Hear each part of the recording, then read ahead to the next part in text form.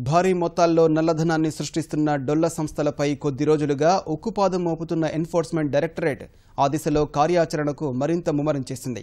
ఈ నెల 1న దేశవ్యాప్తంగా 500 డొల్ల సంస్థలపై చేసిన దాడులకు కొనసాగింపుగా ఇద్దరిని అరెస్టు చేసింది. మనీ లాండరింగ్ నిరోధక చట్టం PMLAలోని సెక్షన్ల కింద నమోదు చేసిన వేర్వేరు కేసుల్లో ధనుంజయ రెడ్డి, లియాఖత్ అలీని అదుపులోకి తీసుకుంది. బెంగళూరుకు చెందిన ధనుంజయ రెడ్డి 20 డొల్ల సంస్థలు స్థాపించి బ్యాంకుల్ని మోసగించడం సహా భారీ ఎత్తున ఆర్థిక అక్రమాలకు పాల్పడినట్లు ఈడీ తెలిపింది.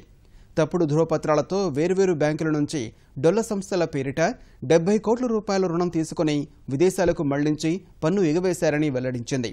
అప్పును తిరిగి చెల్లించని ధనుంజయ రెడ్డిని ఉద్దేశపూర్వక రుణ ఎగవేతదారుడిగా గుర్తించినట్లు ఎన్ఫోర్స్మెంట్ డైరెక్టరేట్ తెలిపింది. జీడీ రెడ్డిని బెంగళూరులోని PMLA ప్రత్యేక న్యాయస్థానంలో ప్రవేశపెట్టగా కోర్టు ఆయన్ను 2 రోజుల ఈడీ కస్టడీకి అప్పగించింది.